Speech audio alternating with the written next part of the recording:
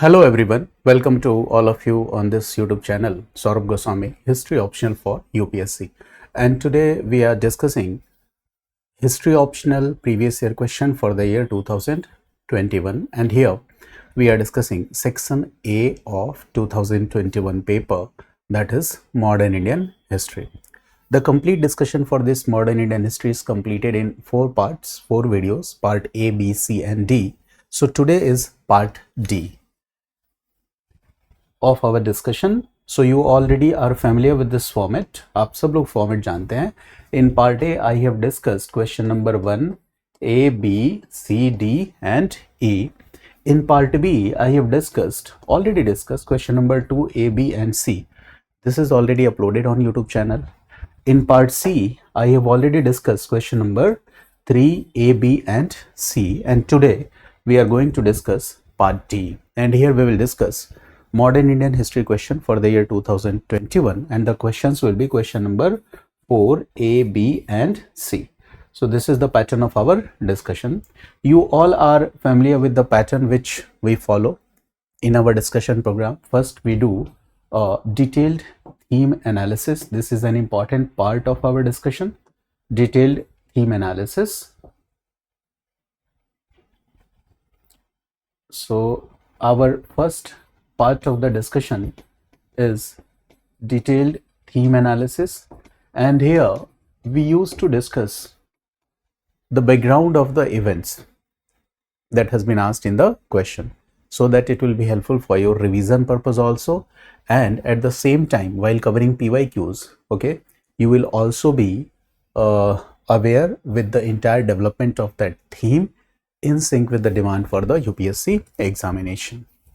And in second part we discuss model answers. There are 2 formats.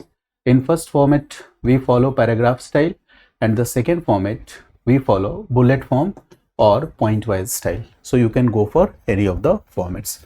So let's continue the discussions. So first you will download the paper, history optional paper for the year 2021 from the UPSC website. PDF format is available there, so you can download from there. And this question number 1, A, B, C, we have already discussed in part A of the video जो uploaded है अपने YouTube channel पर. A, B, C, D, यहाँ पे 5 questions हैं 10 marker, तो part A में we have discussed it. Then this is question number 2, A, B, C.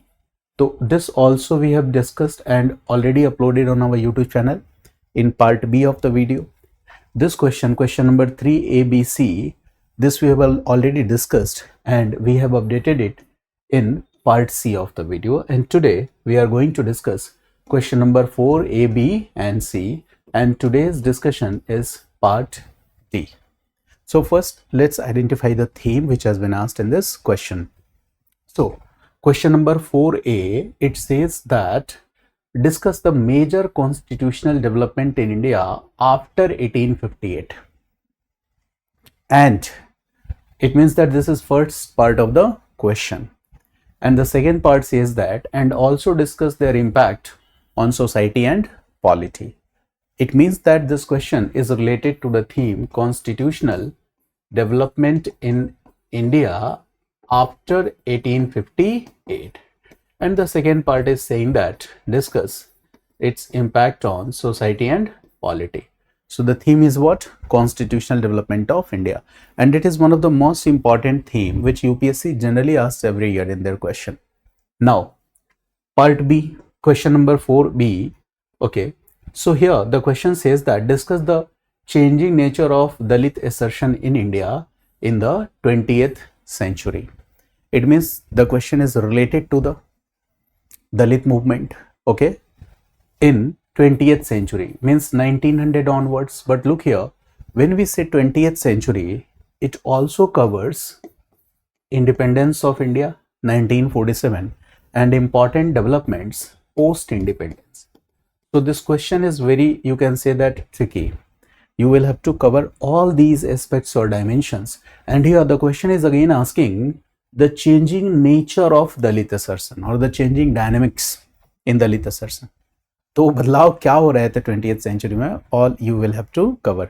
It means 20th century में pre independence and post independence, what are the important developments, this you will have to cover. So this question theme you have identified. Now question number C.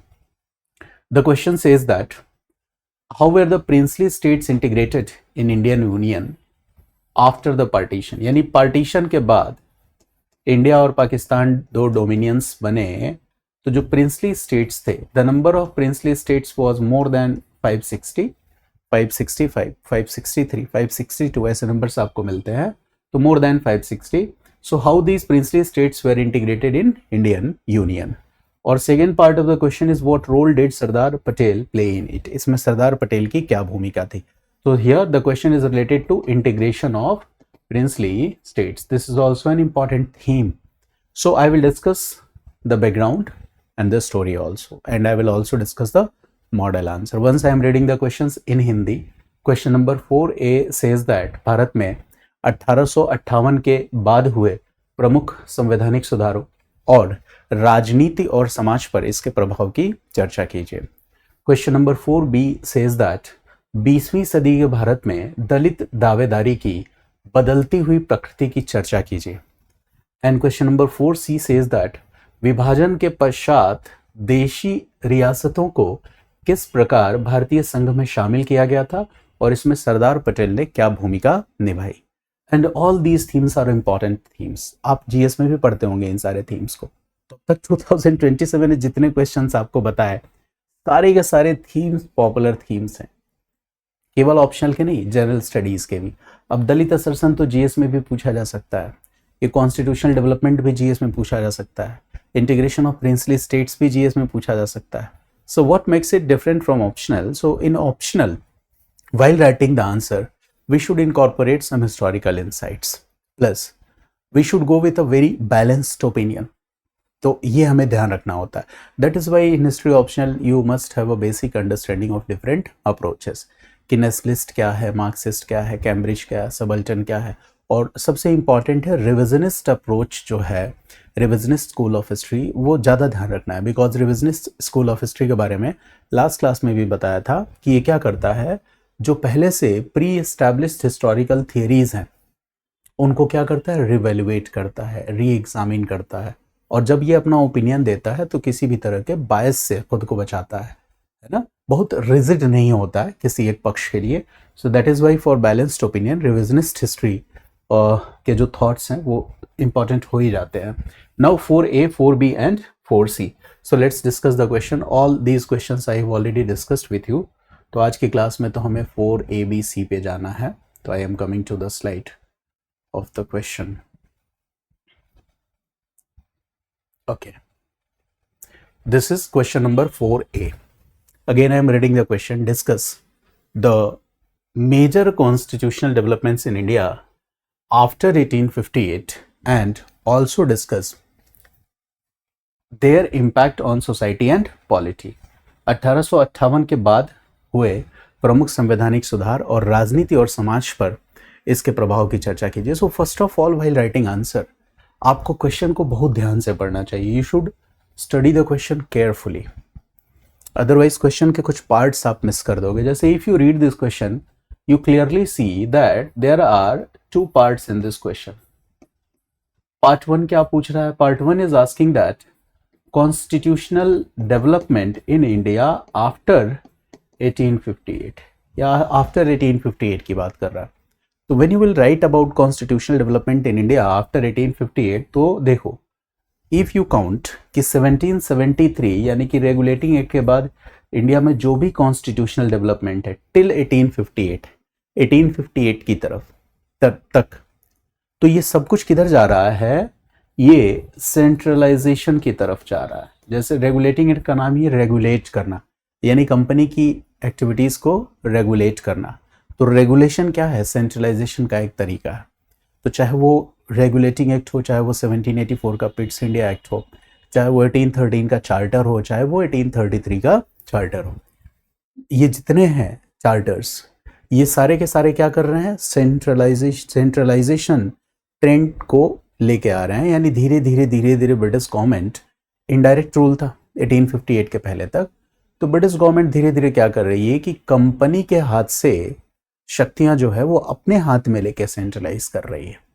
तो एक बहुत important बात है, So this will notice pre-1858 that from Regulating Act 1773 onwards, what we see a trend of centralization.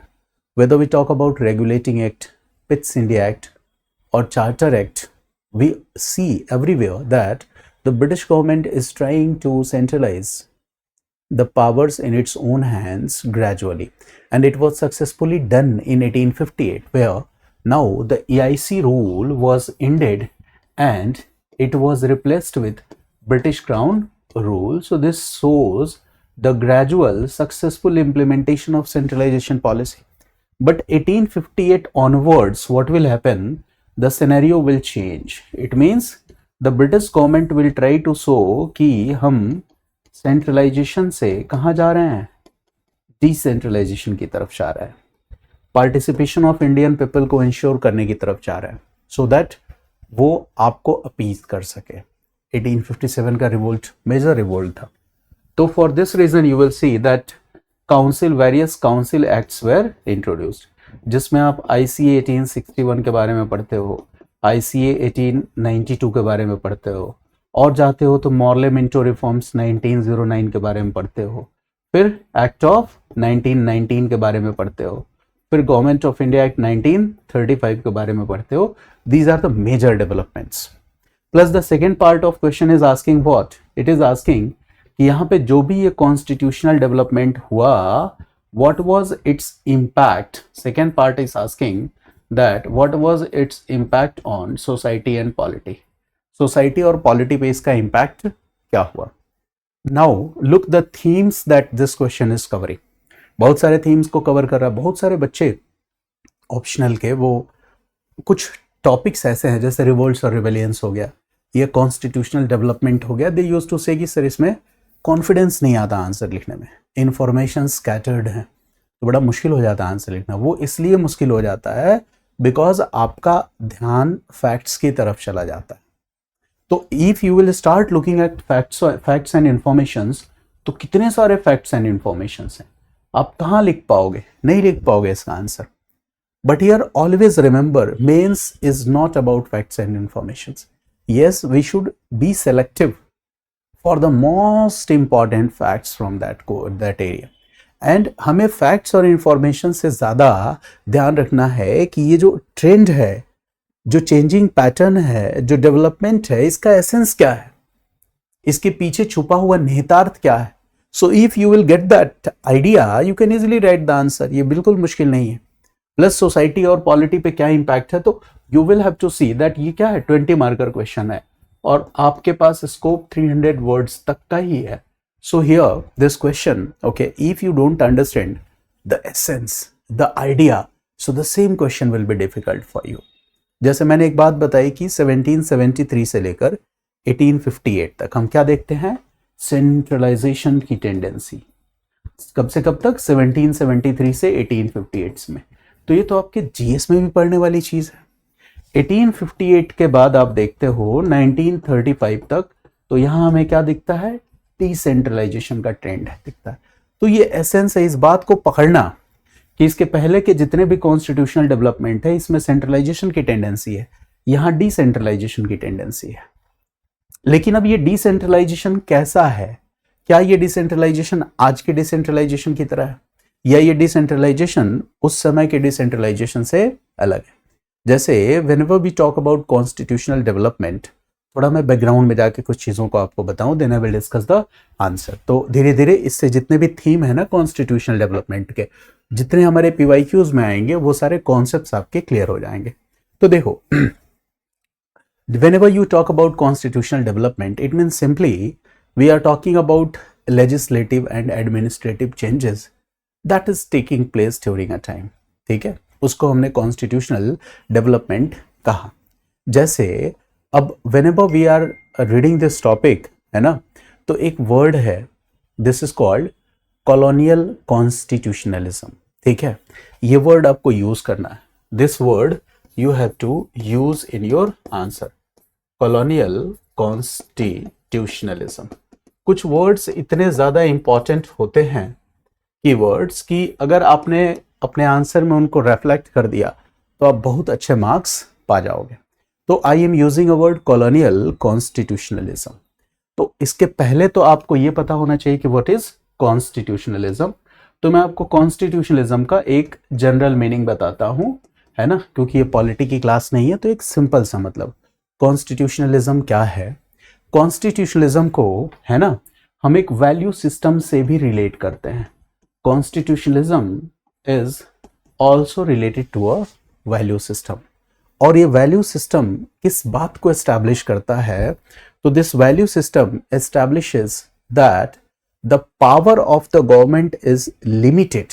ये किस बात को establish करता है, that the power of the government is limited. सरकार की शक्तियां क्या हैं, सीमित हैं, लिमिटेड हैं। The power of the government is not absolute, निरंकुश नहीं है। And the power of the government is limited by, कैसे लिमिटेड है, सो it is limited by constitution. सरकार की शक्तियां जो हैं ये निरंकुश नहीं है, एब्सोल्यूट नहीं है, ये लिमिटेड है। और ये कैसे लिमिटेड है, कॉन्स्टिट्यूशन से लिमिटेड है। यानी कि जो पावर है, जो अथॉरिटी है, अथॉरिटी और power, it is derived from constitution. Authority and power, it is accountable to the constitution. Or if it is derived from constitution, if it is accountable to constitution, therefore it is not absolute. ये absolute तो नहीं हुआ। So whenever we talk about constitutionalism, so this value system talks about limited government. ये सीमित सरकार की बात करता है, limited government की बात करता है। अच्छा, limited government का एक पक्ष डिसेंट्रलाइजेशन भी हो गया, लिमिटेड गवर्नमेंट का ही पक्ष हो गया। अच्छा, अगर हम कहें कि जैसे हमारे पॉलिटिकल सिस्टम में रूल ऑफ लॉ है, रूल ऑफ लॉ है, तो रूल ऑफ लॉ किस बात को इंश्योर करता है, फंडामेंटल राइट्स दिए गए हैं, मौलिक अधिकार दिए गए हैं। Fundamental rights have been given to us to protect us from tyranny of the state in any case. राज्य की निरंकुशता से जो हमें बचाए रख सके, इसलिए हमें मौलिक अधिकार भी दिए गए हैं, फंडामेंटल राइट्स भी दिए गए हैं। ये तो हमारे कॉन्स्टिट्यूशन ने ही हमें दिया है। इसके अलावा सेपरेशन ऑफ पावर्स की भी व्यवस्था की गई है हमारे संविधान में। Separation of powers, separation of powers, शक्तियों का पृथक्करण। क्यों शक्तियों का पृथक्करण किया गया है कि भाई लेजिस्लेटिव, एग्जीक्यूटिव और जुडिशरी, सेपरेशन ऑफ पावर्स। क्यों, क्योंकि ये सेंट्रलाइज ना हो पाए। अगर सब सेंट्रलाइज हो जाएगा तो इसका नेचर क्या हो जाएगा, एब्सोल्यूट हो जाएगा। तो इसको क्या किया गया, डिसेंट्रलाइज किया गया। तो डिसेंट्रलाइजेशन एक वैल्यू सिस्टम है, ये कॉन्स्टिट्यूशनलिज्म एक वैल्यू सिस्टम है। लेकिन देखो सवाल ये है कि जैसे in the context of present time, भारत आज आजाद है after 1947, we talk about constitutionalism. हम संविधान की बात, संविधानवाद की बात करते हैं, बिकॉज हमारे पास एक कॉन्स्टिट्यूशन आया 26 नवंबर 1949 को। बट ड्यूरिंग कॉलोनियल रूल 1947 के पहले, बिफोर 1947 क्या हमारे पास कॉलोनियल, क्या हमारे पास कॉन्स्टिट्यूशन था? The answer is no. शासन कैसा था? तो शासन जो था वो औपनिवेशिक शासन था। It was colonial rule. शासन औपनिवेशिक शासन था। इसका मतलब अगर औपनिवेशिक शासन था, इसका मतलब यह है कि उस औपनिवेशिक शासन के दौरान कॉन्स्टिट्यूशन तो हमारे पास नहीं था, संविधान हमारे पास नहीं था, लेकिन हमारे पास क्या था? ठीक है, देखो यहां पे लिखा है ना, कॉन्स्टिट्यूशनल डेवलपमेंट्स, यानी कि हमारे पास एडमिनिस्ट्रेटिव पॉलिसीज थी, लेजिस्लेटिव रिफॉर्म्स थे, रूल्स थे, लॉज एंड लेजिस्लेशंस थे, ये सब कुछ था कि नहीं? लेकिन अपना कॉन्स्टिट्यूशन नहीं था। यानी अगर हम बिफोर 1947 की बात करें, तो अगर हम 1909 की बात करें तो हमारा देश 1909 से चला, फिर 1919 से हमारा देश चला, फिर 1935 से हमारा देश चला। आईसीए जब लाया गया, इंडियन काउंसिल एक्ट, तो 1861-1892 से इंडिया में जो इंडियन रिप्रेजेंटेशन है, इसको इंश्योर करने के लिए काउंसिल का एक्सटेंशन किया गया, परिषदों का विस्तार किया गया, जिससे भारतीय प्रतिनिधित्व, इंडियन रिप्रेजेंटेशन को इंश्योर किया जा सके, सुनिश्चित किया जा सके। तो चीजें तो चल रही थी, यानी कि जो कॉलोनियल स्ट्रक्चर था, कॉलोनियल रूल था, उस कॉलोनियल रूल में भी हमारे यहाँ एडमिनिस्ट्रेटिव रिफॉर्म्स थे, लेजिस्लेशंस थे और कॉन्स्टिट्यूशनल डेवलपमेंट्स थे, ये सब कुछ था। वी हैव कॉन्स्टिट्यूशनल फ्रेमवर्क, हमारे पास एक कॉन्स्टिट्यूशनल फ्रेमवर्क भी था। लेकिन है ना, ये सब कुछ जो बिफोर 1947 हमारे पास था, that was governed bye colonial powers. ये किसके द्वारा संचालित होता था? कॉलोनियल पावर्स के द्वारा। It means whatever we had at that time, this was limited by colonial structure. ये कॉलोनियल स्ट्रक्चर से लिमिटेड था। इसीलिए देखो, if today we will talk about representation, तो आज हम इंडियंस की रिप्रेजेंटेशन की बात करते हैं, तो भाई चाहे वो लोकसभा हो, राज्यसभा हो, विधानसभा हो, राज्यों की हर जगह तो हमारा लिमिटेशन है। But in colonial times, when you will talk about in colonial times, sorry मैं थोड़ा सा यहां लिखता हूं, देखो इन कॉलोनियल टाइम्स, औपनिवेशिक समय में, यानी बिफोर 1947 की अगर हम बात करें, बिफोर 1947, अगर आप participation of Indians in councils की बात करोगे, परिषदों में भारतीयों के भागीदारी की बात करोगे, तो क्या ये फुल पार्टिसिपेशन होगा या लिमिटेड पार्टिसिपेशन होगा? तो ये पार्टिसिपेशन कैसा होगा? लिमिटेड होगा। ध्यान रखो, अगर हम 1947 के पहले इंडिया में रिफॉर्म्स की बात करेंगे, तो क्या ये रिफॉर्म्स कंप्लीट रिफॉर्म्स होंगे या फिर कंप्लीट और जस्टिफाइड रिफॉर्म्स होंगे या कंट्रोल्ड रिफॉर्म्स होंगे? तो ये कंट्रोल्ड रिफॉर्म्स होंगे। ध्यान रखना है, जैसे कहने को तो मॉर्ले मिंटो रिफॉर्म्स, इसका नाम ही क्या है? Reforms. Act of 1909, British are calling it what? Reform. अंग्रेज इसको क्या कह रहे हैं? रिफॉर्म कह रहे हैं। Montagu Chelmsford reforms act of 19, British इसको भी क्या कह रहे हैं? रिफॉर्म्स ही कह रहे हैं। बट उन रिफॉर्म्स में जो सुधार किए गए, क्या उन सुधारों ने Indian nationalist leaders, Indian National Congress और इंडियंस की पॉलिटिकल डिमांड्स को पूरी तरह से एड्रेस किया? नहीं किया। आंदोलन उसके बाद भी हुए, because these reforms were controlled reforms. ठीक है, ये कभी भी जस्टिफाइड और कंप्लीट रिफॉर्म्स नहीं होंगे। अच्छा, कॉलोनियल रूल में जो पावर और जो अथॉरिटी होगी, ये कैसी होगी? सेंट्रलाइज्ड होगी, यानी it will apparently look like decentralized authority, but in technical sense it will be a centralized authority. देखने में लगेगा कि ये decentralized है, but technical sense में ये कैसी होगी? centralized। देखो, अब अगर आप constitutional development prelims वगैरह में पढ़े हो, तो आप देखो कि कई जगह पे अंग्रेज कहते हैं कि देखो हमने आपको पार्टिसिपेशन दिया, हमने आपको काउंसिल में एंट्री दी, है ना, लेकिन सारे महत्वपूर्ण विषय और सारा का सारा कंट्रोल अपने हाथ में रखते थे।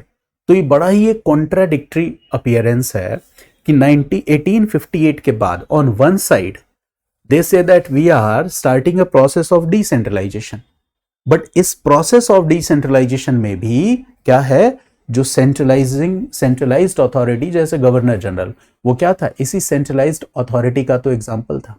यानी कॉलोनियल रूल में जो भी कॉन्स्टिट्यूशनल डेवलपमेंट है, ये क्या है? लिमिटेड है, सेलेक्टिव है, लिमिटेड सेलेक्टिव है। कॉन्स्टिट्यूशनल डेवलपमेंट कैसा है? कंट्रोल्ड है। ये सब इसकी क्या है? लिमिटेशन है। And the reforms, what ever the reforms they will introduce, okay, चाहे जो रिफॉर्म लेके आए, उस रिफॉर्म के पीछे एक ऑब्जेक्टिव जरूर होगा कि इस रिफॉर्म से जो कॉलोनियल डोमिनेंस है, इसको स्ट्रेंथन कैसे किया जा सकता है। What ever the reforms that will be introduced in colonial rule, one purpose will be how to strengthen the colonial dominance and how to perpetuate or perpetuity of British rule in India। Bharat में British शासन को निरंतर कैसे बनाया जाए, यही उसके पीछे पूरा का पूरा ऑब्जेक्टिव होगा। तो इसीलिए ये इस बात को कि ब्रिटिश कॉलोनियल रूल के दौरान इंडिया में जितने भी रिफॉर्म्स हुए, चाहे वो 1858 से पहले हो, चाहे वो 1858 के बाद हो, whatever the reforms that were take place, all these reforms were guided by the policy to govern the colonies in a more centralized way, and the primary objective of the British authorities in India was to legitimize or to give a moral validity for the presence of colonial rule in India, and at the same time they were also trying to stabilize the imperial control in India. Their sole purpose or objective was not to ensure a genuine democratic setup in India। ये उनका objective कभी था ही नहीं। So this entire development will be termed as colonial constitutionalism. इसी को हम क्या कहेंगे? Colonial constitutionalism. It is limited by colonial structure. Here this value system has serious limitations. And what are the serious limitations? It was limited by the colonial structure. तो देखो constitutionalism की अवधारणा हमेशा से रही है, हमारे इंडियन कल्चर में भी रही है. जब भी हम एंशिएंट इंडिया, मिडिवल इंडिया, कहीं पे भी हम न्याय की अवधारणा की बात करते हैं, राम राज्य के नोशन की बात करते हैं, so everywhere you will find that wherever you will talk about good governance, तो वहां दैट इज, है ना, लिमिटेड बाय समथिंग. वहां पे उसको कुछ चीज से लिमिट किया गया है, सीमित किया गया है, राजा की निरंकुश शक्तियों को एंशिएंट टाइम्स में. बट यहाँ पे क्या है? यहाँ पे constitutionalism is limited by this colonial structure. ये कॉलोनियल डोमिनेंस को हम कैसे एंश्योर करें? तो देखो, जो नेशनलिस्ट हिस्टोरियोग्राफी है, this debate, nationalist historiography, when you will read historical debate, so nationalist historiography will say that in the colonial rule, constitutional developments, okay, were done in India. We see various acts, हम बहुत सारे acts देखते हैं. जैसे अगर हम 1858 के बाद की बात करें तो हमारे सामने काउंसिल एक्ट है 1861, 1892, 1909, 1919, 1935. तो नेशनलिस्ट हिस्टोरियन जैसे कि बिपान Chandra, when he will look at these constitutional developments, he will say that these constitutional developments were limited. ये limited थे, इनकी कुछ limitations थी, सीमाएं थी. What were the limitations? Because these were initiated under this colonial rule and these were limited by the colonial structure. ये colonial rule में हुए, colonial structure से limited. बट इन्होंने कहा एक अच्छी बात यह है, बिपान Chandra says that whatever the developments that we see here, okay, so you will find that Indian participation of Indian people in the councils gradually increased. ठीक है, क्योंकि हर जगह हम क्या देखते हैं? Extension of councils, legislative councils. हर जगह क्या होता है? लेजिस्लेटिव काउंसिल्स का एक्सटेंशन होता है. फिर इनडायरेक्ट इलेक्शन का सिस्टम आता है, फिर डायरेक्ट इलेक्शन का सिस्टम आता है. तो इनका ये कहना है कि इससे कहीं ना कहीं limited participation of Indians ensure हुआ. पार्टिसिपेशन में भी not full participation, we are saying what? Limited participation, सीमित भागीदारी सुनिश्चित.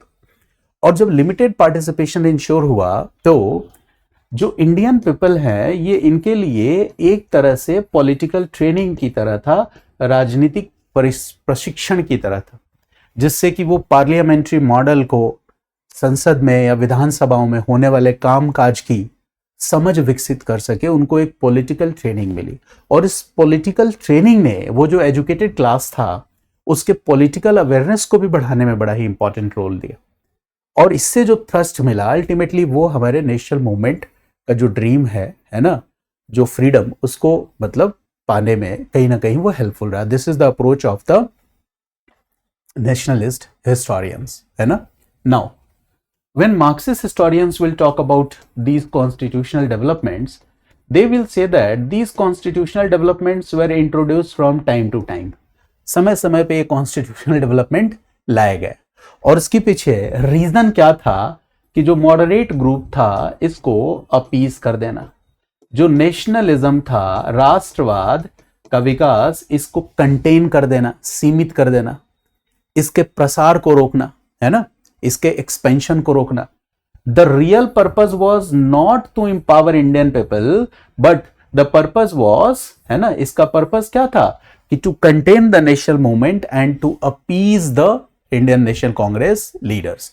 जो इलीट लीडरशिप थी उसको नेगोशिएशंस के टेबल पे लाना, उसको अपीज कर लेना. For example, act of 1909 Morley Minto reforms, इसने क्या किया? नाम दिया रिफॉर्म्स.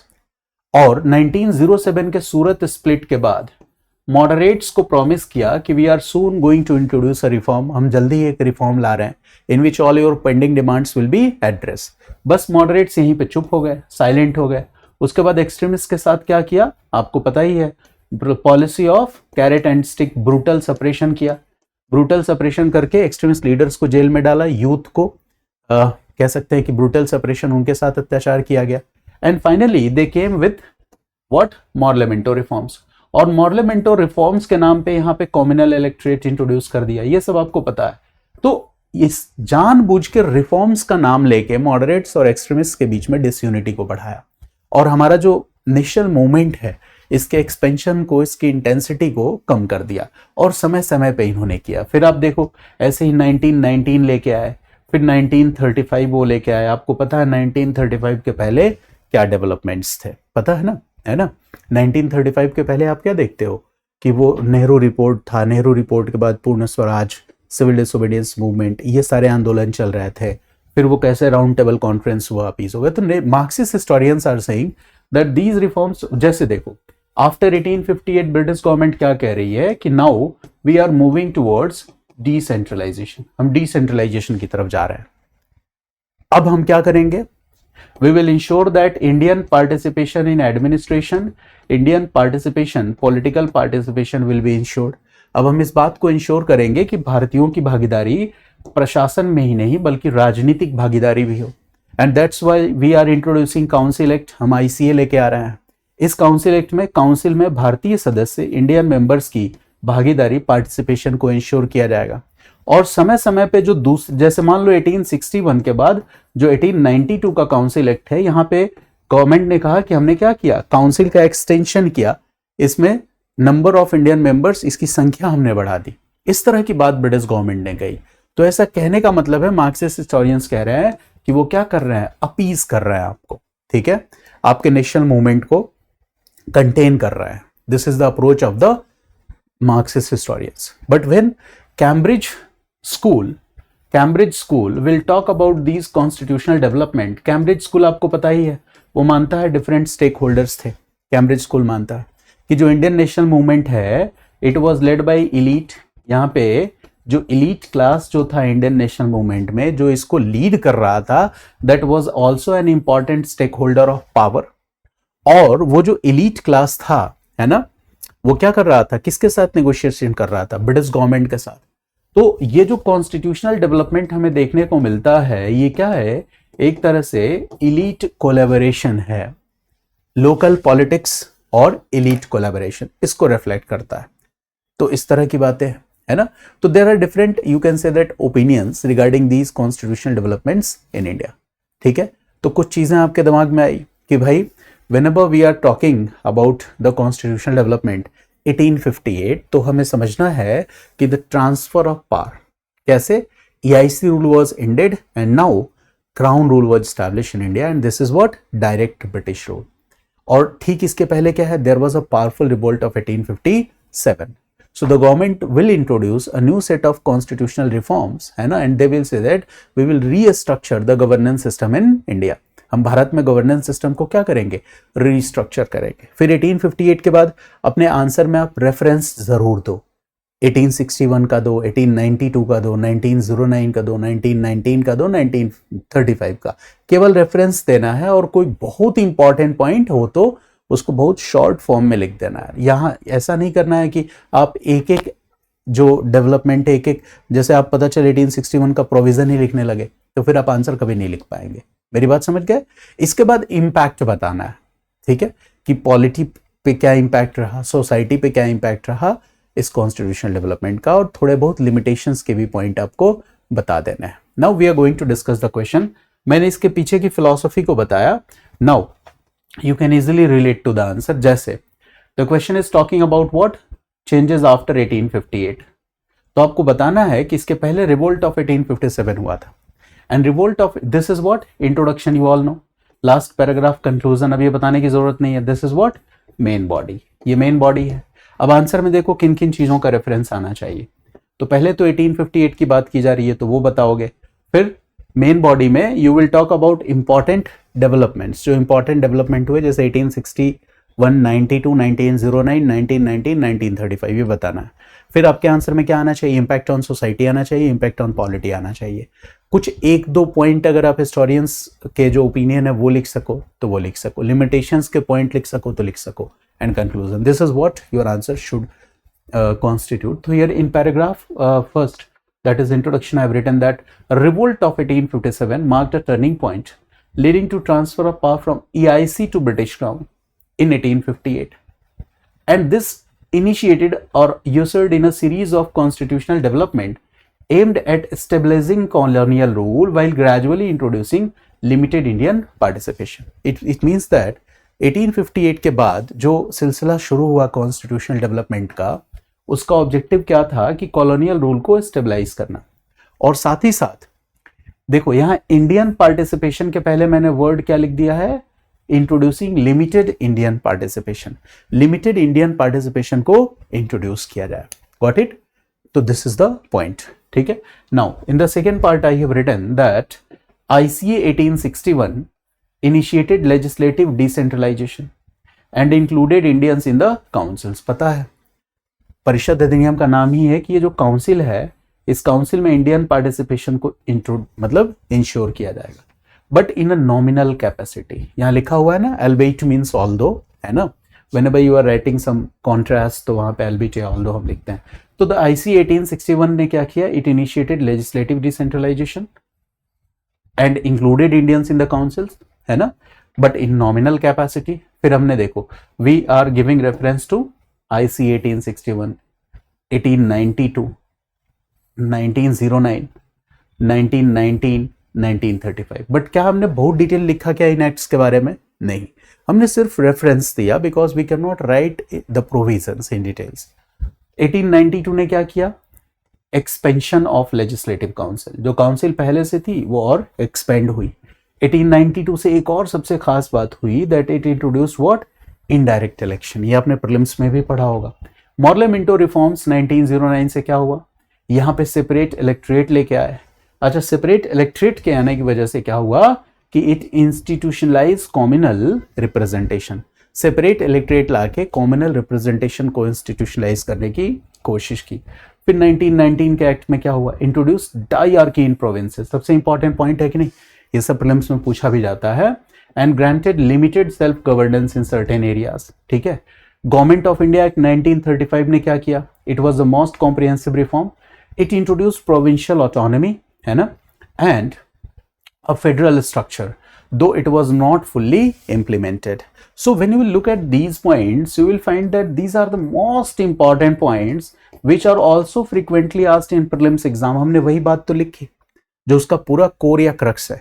अच्छा, चाहो तो इसको अगर आप पैराग्राफ में नहीं लिखना चाहते हो तो आपके लिए एक और तरीका है, तुरंत ऐसे लिख दो ICA 1861 1892, फिर इसके बाद लिख दो 1909 एक्ट 1919 1935. 1861 में क्या है बताया आपको, legislative decentralisation, limited participation of Indians in the council. 92 में क्या है, expansion of councils, indirect election. 1909 से क्या है, कॉम्युनल रिप्रेजेंटेशन, इंस्टीट्यूशनलाइज्ड इट. 1919 से क्या है, 1919 से क्या है, डायआर्की इन प्रोविंसेस, लिमिटेड सेल्फ गवर्नेंस. 1935 क्या है, मोस्ट कॉम्प्रिहेंसिव रिफॉर्म्स, है ना, प्रोविंशियल ऑटोनॉमी, फेडरल स्ट्रक्चर, दो it was not fully implemented. तो आप इसको ऐसे भी लिख सकते हो एक स्ट्रक्चर ड्रॉ करके. हालांकि स्ट्रक्चर वाली क्लास हम लास्ट में करेंगे, है ना, जहां पे मैं बोर्ड पे ही सारे के सारे स्ट्रक्चर ड्रॉ करूंगा, यानी कि वो आंसर का सबसे रिफाइंड लेवल होगा. ये जो बता रहा हूं ये अच्छे आंसर्स है, बट जो बोर्ड पे मैं खुद ड्रॉ करूंगा, खुद लिखूंगा, that will be the most refined content. वो इससे भी ज्यादा रिफाइंड होगा. जैसे आप इस पूरे आंसर में कॉलोनियल कॉन्स्टिट्यूशनलिज्म का कहीं रेफरेंस नहीं है तो आप इसको इंक्लूड कर देना, है ना, कि these developments are a part of the colonial constitutionalism, तो अच्छा होगा. But when I will write answers on the board I will write it in a more better way, जो एकदम एग्जैक्ट आप एग्जाम में क्या परफॉर्म करोगे मैं उस लेवल पे आंसर्स को लिखूंगा. तो that is the last part. ठीक है, जो हम लगभग वो काम करेंगे, मान के चलो मेंस एग्जाम के 15 डेज पहले से करना शुरू करेंगे. जब आपका मेंस एग्जाम शुरू होगा तो बिफोर 15 डेज, है ना, I will select 1 year question, है ना, modern along with world history, और 2 आवर्स या 2.5 आवर्स का डिस्कशन करूंगा और बोर्ड पे ही सब कुछ लिख के बताऊंगा, जिससे कि लास्ट मिनट रिवीजन आपका आसान हो जाए. तो वो उस समय के लिए. नाउ अब मैंने बताया कि और क्वेश्चन का दूसरा पार्ट क्या था कि ये जो कॉन्स्टिट्यूशनल डेवलपमेंट है इसका इम्पैक्ट क्या है पॉलिटी पर, यानी पॉलिटिकल इम्पैक्ट और सोशल इम्पैक्ट. तो देखो the developments had profound political and social impacts हमने बात कर दी, and here we are talking about political impact also and we are also talking about social impact. देखो तो ये दोनों पार्ट हमने लिखा कि नहीं. अब पॉलिटिकल इम्पैक्ट क्या है, what is the political impact, read this. इससे क्या हुआ, the growth and development of representative institutions, प्रतिनिधात्मक संस्थाओं का विकास हुआ। It nurtured Indian political leadership, Indian political, जैसे बिपान चंद्रा ने कहा था कि इससे इंडियन लीडर्स को एक पॉलिटिकल ट्रेनिंग भी मिली, तो it nurtured Indian political leadership as noted by Bipan Chandra. However, अब यहाँ पे हमने हिस्टोरियंस पॉइंट ऑफ व्यू भी इंक्लूड कर दिया। However, the Marxist historians like Sumit Sarkar argue that these reforms were designed to co-opt elites and contain nationalist demands. In reforms के पीछे objective क्या था कि नेशनलिस्ट डिमांड्स को कंटेन किया जाए, अपीस किया जाए। आपके सामने रिफॉर्म्स लाके, वो रिफॉर्म्स फुल रिफॉर्म्स नहीं होंगे, लिमिटेड रिफॉर्म्स होंगे, कंट्रोल्ड होंगे, पार्टिसिपेशन लिमिटेड पार्टिसिपेशन होगा, बट इससे आपका आंदोलन, आपकी मांगे कमजोर पड़ जाएंगी। यही कॉलोनियल कॉन्स्टिट्यूशनलिज्म का डायमेंशन है। सोशली, अब सोशली क्या देखते हैं, introduction of separate electorates deepened communal divisions while political participation remained largely restricted to educated elite class. तो देखो सोशल इंपैक्ट क्या रहा, जैसे सेपरेट इलेक्टरेट कब आया, 1909 के एक्ट से। इससे जो हिंदू मुस्लिम के बीच में कम्युनल डिवीजन है ये और भी ज्यादा वाइडन हुआ, and this political participation remained large. और इसकी एक लिमिटेशन भी है कि जो पॉलिटिकल पार्टिसिपेशन की हम बात कर रहे हैं, पॉलिटिकल इंपैक्ट में हम पॉलिटिकल पार्टिसिपेशन की बात करेंगे, and here the political participation was limited. ये मास पार्टिसिपेशन कभी नहीं रहा, ये हमेशा एलीट क्लास पार्टिसिपेशन रहा, एजुकेटेड पीपल का, एजुकेटेड एलीट्स का पार्टिसिपेशन रहा। द रिफॉर्म्स दस widened the gap between elite politics and mass aspirations, यानी कि इससे जो एलीट पॉलिटिक्स और मास एस्पिरेशंस, इसकी दूरी और बढ़ी। यानी कि संसद में, विधानसभाओं में पॉलिटिकल रिप्रेजेंटेशन किसका है, जो एजुकेटेड एलीट क्लास है ना। तो पॉलिटिकल और सोशल इंपैक्ट आपने बता दिया, बट सोशल में आप कॉम्युनल डिवीजन वाला पॉइंट जरूर बताइएगा, कॉम्युनल इलेक्टरेट्स की बात। लास्टली कंक्लूजन में हम क्या लिखेंगे, in conclusion we are writing that while constitutional developments after 1858 contributed to the evolution of modern political institutions, यानी 1858 के बाद जो हुआ, इससे मॉडर्न पॉलिटिकल इंस्टीट्यूशंस जो हैं, है ना, इनका और भी ज्यादा इवोल्यूशन हुआ, but they were fundamentally limited, वो लिमिटेड थे। दे सर्व्ड कॉलोनियल इंटरेस्ट, वो कॉलोनियल इंटरेस्ट को सर्व कर रहे थे। ब्रैकेट में लिख दीजिएगा कि these were the parts of colonial constitutionalism.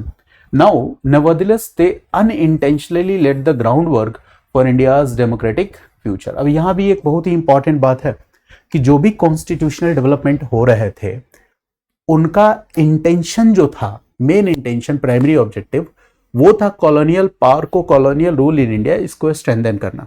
But उसका एक अनइंटेंडेड कॉन्सिक्वेंस क्या रहा कि इन फ्यूचर इंडिया का जो भी डेमोक्रेटिक फ्रेमवर्क था, उसकी फाउंडेशन उसने तैयार कर दी। जैसे आप देखो, हमारा जो कॉन्स्टिट्यूशन है, उस कॉन्स्टिट्यूशन का 2/3 हिस्सा कहां से लिया गया है, गवर्नमेंट ऑफ इंडिया एक्ट 1935 से। तो जाने अनजाने में क्या कर दिया, उसका, हमारे जो डेमोक्रेटिक फ्रेमवर्क का एक फाउंडेशन तैयार कर दिया। यही चीज हम वेस्टर्न एजुकेशन के प्रमोशन की जब बात करते हैं तो we use the same model, यही तो बात करते हैं। डेवलपमेंट ऑफ रेलवेज में भी यही अप्रोच हमारा होता है, अनइंटेंडेड कॉन्सिक्वेंस।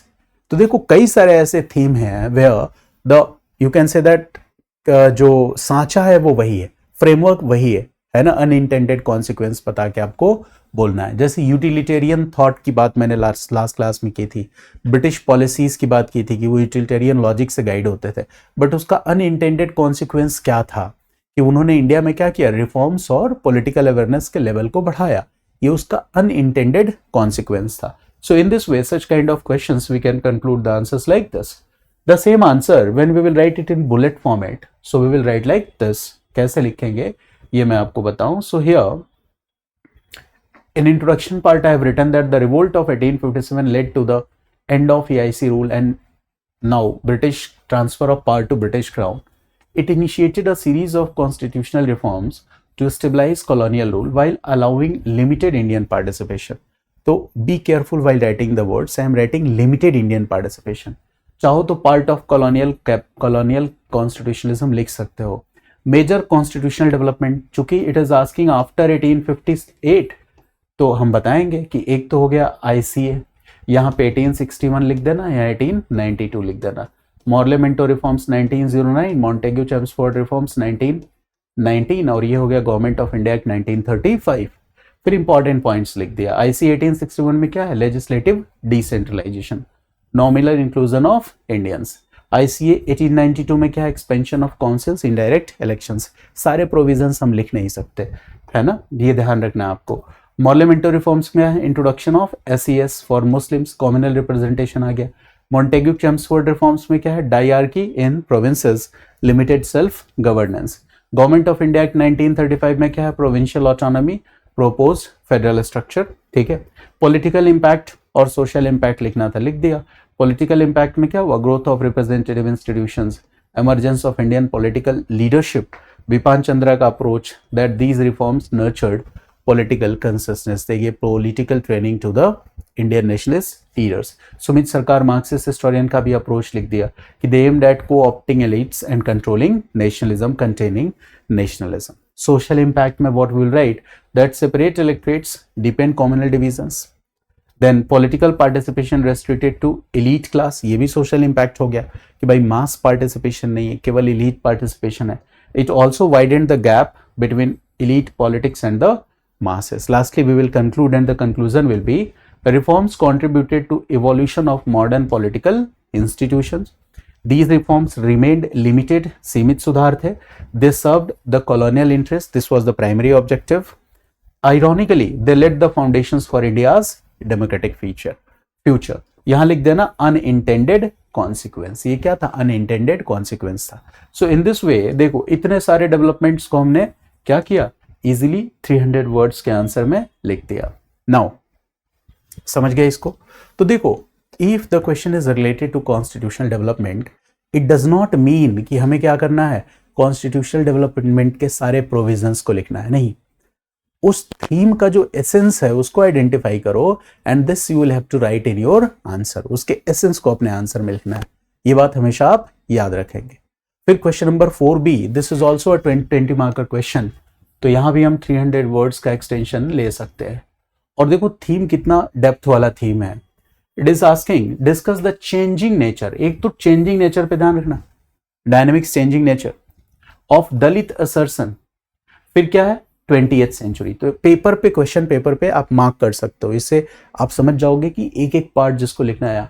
20th सेंचुरी का मतलब 1909 ऑनवर्ड्स, है ना, यानी इसमें 1947 भी आएगा। यानी यहां पे क्या है, पोस्ट इंडिपेंडेंस डेवलपमेंट्स भी लिखना है और इसके बीच के डेवलपमेंट्स को भी लिखना है 1900 के बाद। यानी इसके बाद आएंगे तो देखो गांधी भी आ जाएंगे, अंबेडकर भी आ जाएंगे। 1947 के बाद आ जाओगे तो जैसे दलित पैंथर्स वगैरह की बात करोगे। अच्छा, 1947 के पहले अगर आप बात करोगे तो सोशियो रिलीजियस रिफॉर्म्स की भी बात कर लोगे, ज्योतिबा फुले की भी बात कर लोगे। ऐसे बहुत सारे मुद्दे हैं जिनको हम लिख सकते हैं।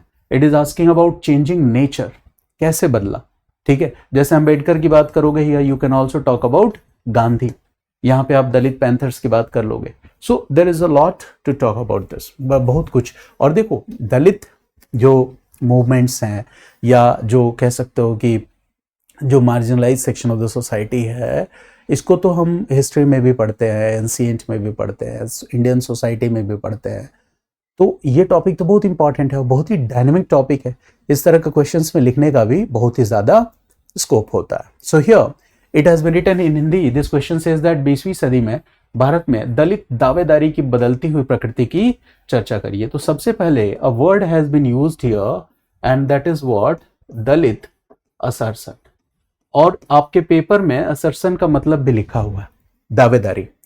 Active expression of identity, rights and dignity, इसी को कहते हैं असर्सन। देखो एक्टिव एक्सप्रेशन ऑफ राइट्स, ठीक है, खुलकर जब हम अपने अधिकारों की मांग करें। Active expression of our identity, जब हम खुल के अपने पहचान की बात करें, अपनी पहचान की मांग करें।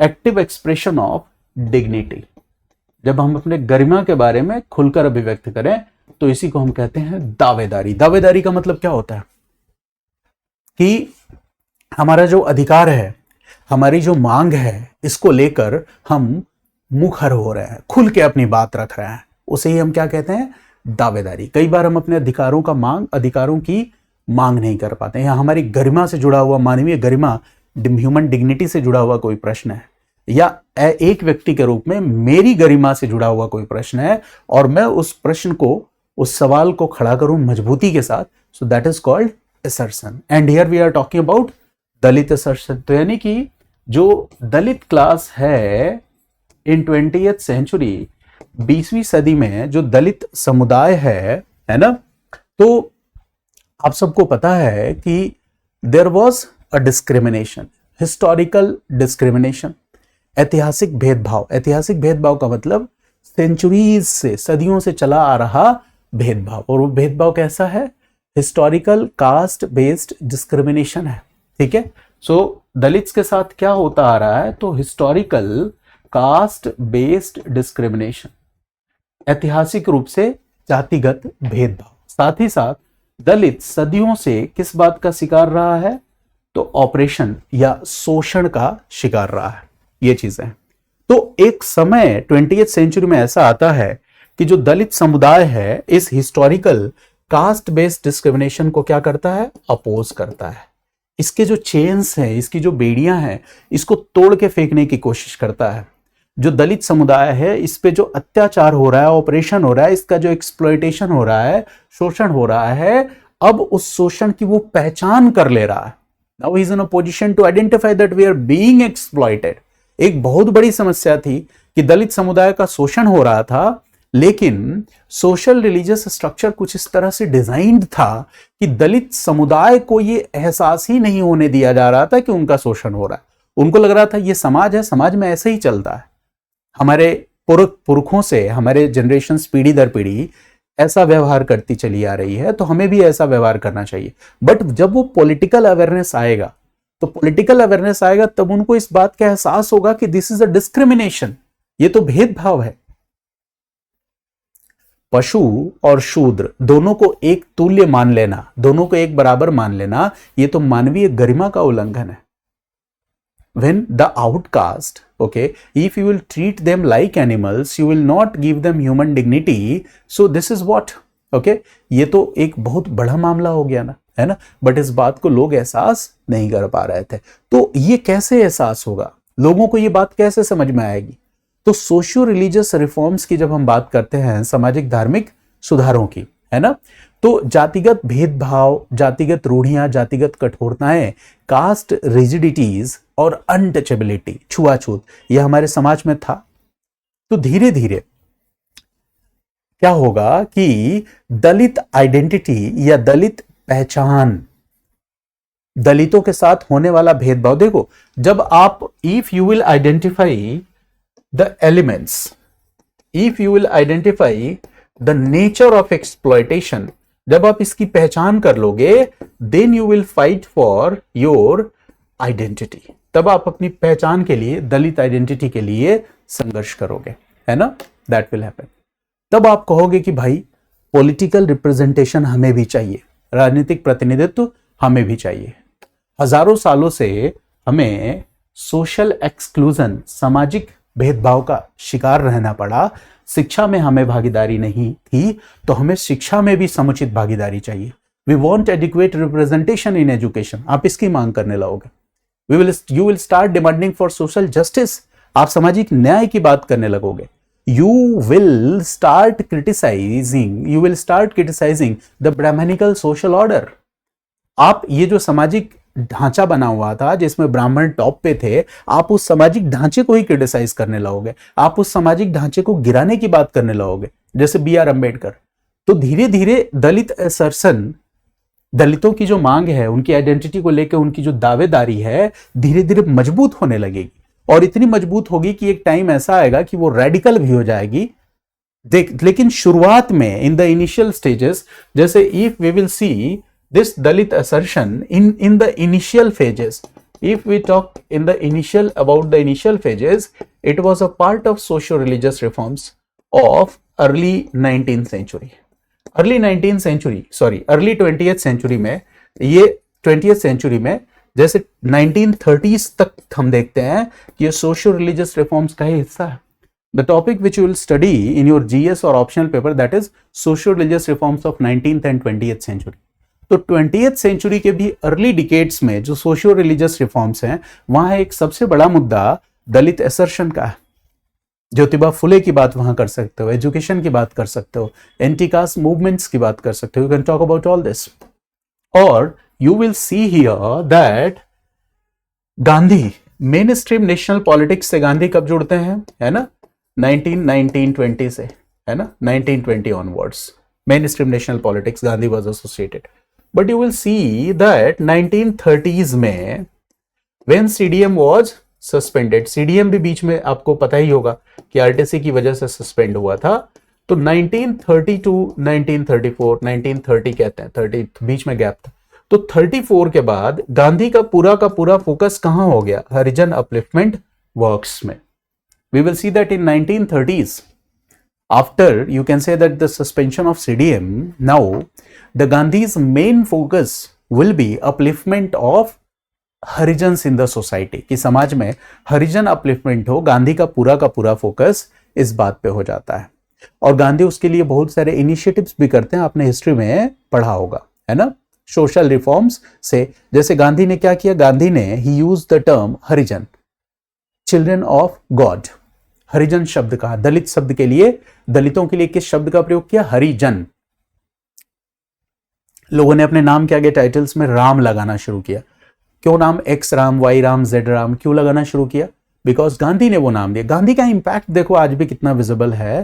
तो चिल्ड्रन ऑफ गॉड कहा, क्यों कहा चिल्ड्रन ऑफ गॉड, क्योंकि ह्यूमन डिग्निटी से जुड़ा हुआ मामला था। आपने दलितों को, शूद्रों को पशु तुल्य समझ लिया था, तो उस ह्यूमन डिग्निटी को रिस्टोर करने के लिए गांधी यूज द वर्ड हरिजन। ये भी एक बहुत बड़ी बात है। Gandhi started a movement against untouchability, छुआछूत के खिलाफ गांधी ने एक आंदोलन चलाया। वो हरिजनों के घर जाके रुकते थे, उनके हाथ का बना हुआ भोजन खाते थे, तमाम ऐसी चीजें उन्होंने खुद अपनी लाइफ में की जिसको देखकर दूसरे लोग उससे क्या किए, करें, सीखे। तो गांधी की सबसे खास बात क्या है कि गांधी ने ये जो सोशल स्ट्रक्चर में कास्ट सिस्टम था, ब्राह्मण, क्षत्रिय, वैश्य, शूद्र, इस कास्ट सिस्टम को खत्म करने की बात नहीं की। गांधी ने इसकी बात कभी नहीं की। गांधी जो हिंदू स्ट्रक्चर में ये जो कास्ट सिस्टम है, इसके अंदर रिफॉर्म्स लाने की बात की। Gandhi was talking about initiating reforms from with in, इस स्ट्रक्चर के अंदर रिफॉर्म लाने की बात की। ये चीज है। तो गांधी ने ट्रस्टीशिप का सिद्धांत दिया, गांधी हार्मनी की बात करते थे, गांधी चेंज ऑफ सोल या हृदय परिवर्तन की बात करते थे कि एक समय आएगा कि हमारा हृदय परिवर्तन होगा, हमें किसी के भी साथ भेदभाव नहीं करना चाहिए, इस तरह की बात करते थे। यानी कि गांधी की नजर में जो सुधार था, इसका पूरा आधार क्या था कि जो अपर कास्ट पीपल है उनका हृदय परिवर्तन हो और वो क्या करें, दलित समुदाय के लोगों के साथ भेदभाव करना छोड़ दें। अंबेडकर ने कहा ये कौन सा सुधार हुआ भाई, ये सुधार तो ठीक वैसा है कि this is like upper caste led reform efforts, कि दलित समुदाय की स्थिति तभी सुधरेगी जब अपर कास्ट का हृदय परिवर्तन होगा और दलितों के साथ भेदभाव करना वो छोड़ देगा। अंबेडकर ने कहा नहीं, ऐसे नहीं होगा, है ना। इसका सीधा सा तरीका यह है कि we want what, separate electorate, we want self representation, we want education, we want political participation, we want participation in administration। Gandhi Baba Ambedkar ने कहा, गांधी बाबा आपकी जो मोरल परसुएशन की तकनीक है कि हम हृदय परिवर्तन करेंगे, अपर कास्ट के लोगों को समझाएंगे कि भेदभाव करना बंद कर दो, का इस मोरल परसुएशन की तकनीक से जो दलित समुदाय है इसकी स्थिति में सुधार होने में हजारों साल लग जाएंगे। If will start following this moral persuasion technique that is suggested by Gandhi, so we will have to wait for thousands of years कि कब ब्राह्मण वर्ग का हृदय परिवर्तन हो और दलितों के साथ भेदभाव करना बंद करे।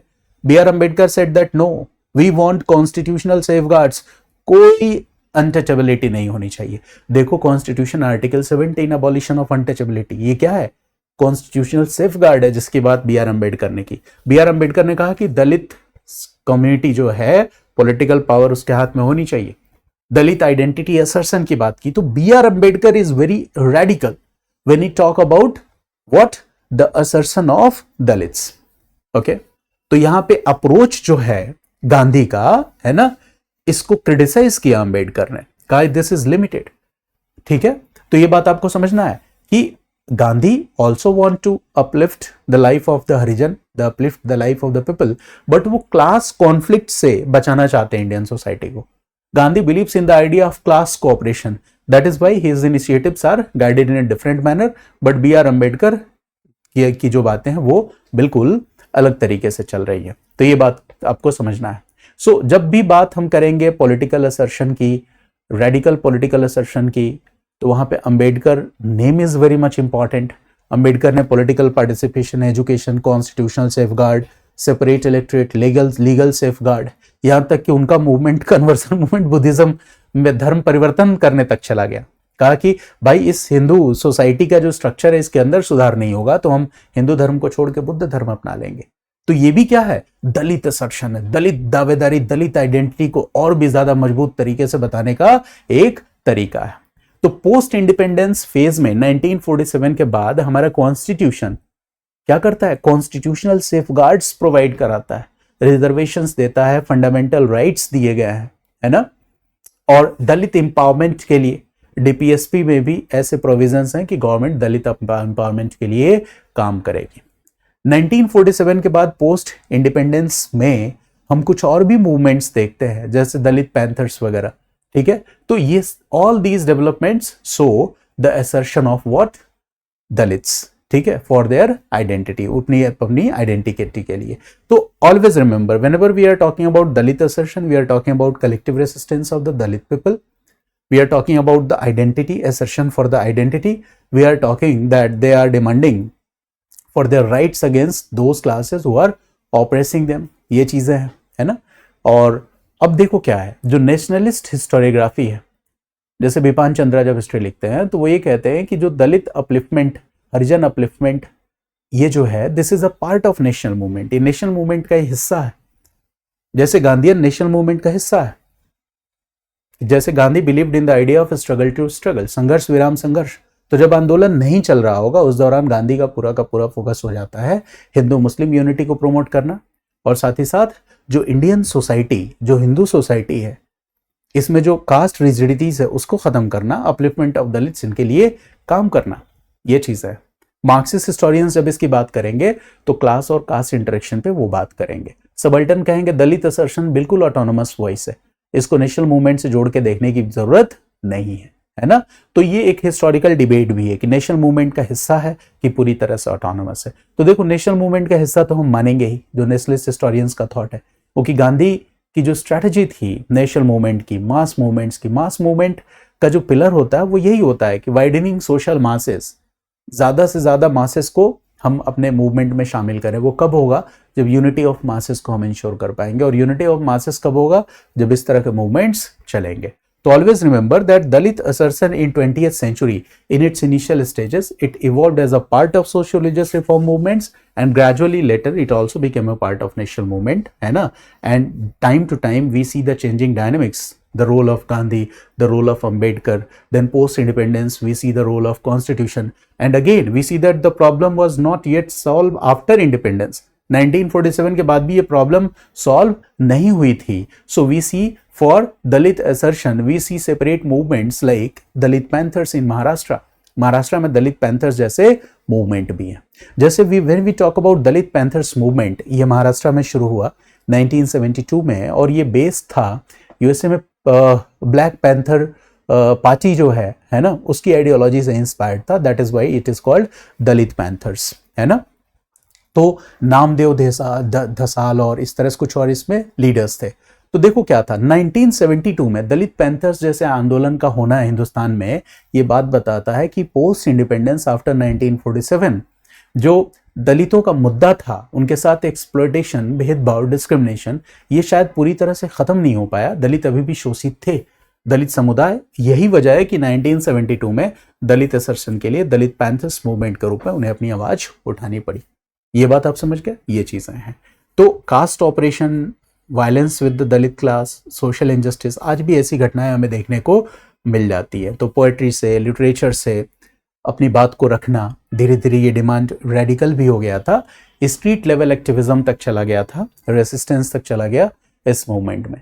तो देखो what we can do in 20 marks answer, 300 words answer. इसमें हम क्या कर सकते हैं, क्या सारी बातें लिख पाएंगे क्या हम? Is it possible to write each and everything?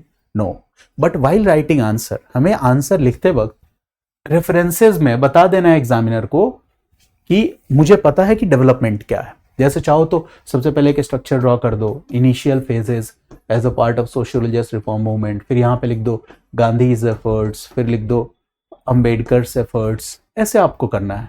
फिर आपने क्या लिख दिया इसके बाद, है ना, 1947, फिर इसके बाद लिख दिया कॉन्स्टिट्यूशनल सेफगार्ड, फिर इसके बाद 1972 में दलित पैंथर्स। इस तरह से आपने क्या किया, एक चेंजिंग डायनेमिक्स को दिखा दिया। तो कहीं ना कहीं इन चीजों को रिफ्लेक्ट होना चाहिए आपके आंसर में। But it, I hope that you have got the idea कि आंसर लिखते वक्त आंसर में डेवलपमेंट्स का रेफरेंसेस देना बड़ा जरूरी है। मल्टीपल डायमेंशंस इसी को कहते हैं, this is called multiple dimensions, कि पता चले हम इस आंसर में केवल अंबेडकर लिख के चले आए तो चेंजिंग डायनेमिक्स को कहाँ एकोमोडेट कर पा रहा है। पता चले इसके आंसर में आप केवल इंडियन कॉन्स्टिट्यूशन के सेफगार्ड लिख के चले आए, पता चले इसके आंसर में आपने केवल सोशल रिलीजियस रिफॉर्म का मुद्दा लिख दिया, एंटी वो ब्राह्मणिकल जो क्या था, एंटी कास्ट मूवमेंट के मुद्दे लिख दिए। तो ध्यान रखना है आपको कि आपको रेफरेंस देना है, आपको जितना ज्ञान है सारा ज्ञान अपने कॉपी में नहीं इंक्लूड कर देना है, उस ज्ञान का रेफरेंस देना है, जैसे ये पॉइंट, ठीक है, ये चीजें। और जब क्वेश्चन में बहुत सारे थीम्स हो, so it is better to write them in point wise format. Point wise format में लिखना ज्यादा आसान होता है। So here model number 1, that is paragraph format answer. तो Dalit assertion, this is introduction, this is main body, and this is what, conclusion. So in introduction I have written that Dalit assertion, मतलब तो समझ गया ना, in 20th century underwent significant transformation from social reform to organized political and identity based movement। यानी देखो, शुरुआत तो socio religious reform movement के रूप में हुआ, लेकिन आगे चलकर यह ऑर्गेनाइज्ड पॉलिटिकल और आइडेंटिटी बेस्ड मूवमेंट के रूप में सामने आया। आगे चलकर ऑर्गेनाइज मूवमेंट के रूप में सामने आया। Initially it was a part of social religious reform movement, ठीक है। It emerged with in the framework of reform movement. और रिफॉर्म मूवमेंट में क्या था एम, इरेडिकेटिंग कास्ट डिस्क्रिमिनेशन। यहां पे यही था, caste discrimination. Early efforts bye Jyotiba Phule and later reformers focused on education and social upliftment, ठीक है। अब इस आंसर में यहां बी आर अम्बेडकर की बात की गई है। इस आंसर में एक पार्ट और ऐड कर देना आप, और वो क्या है, गांधी, जो इस आंसर में नहीं इंक्लूड है। तो गांधी का पर्सपेक्टिव भी आप इसमें जरूर 1-2 पॉइंट में लिख देना, ठीक है। B R Ambedkar who transform Dalit assertion into political movement, है ना।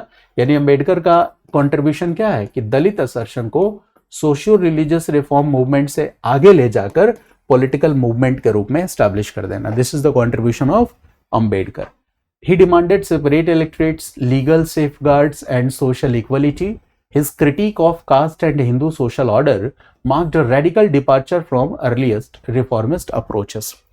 तो अंबेडकर में क्या है, रेडिकल डिपार्चर, यानी रेडिकल डिपार्चर है, रेडिकल डिमांड्स, कॉन्स्टिट्यूशनल डिमांड्स है। Poona pact reflected both the possibilities and limitations of Dalit political assertion.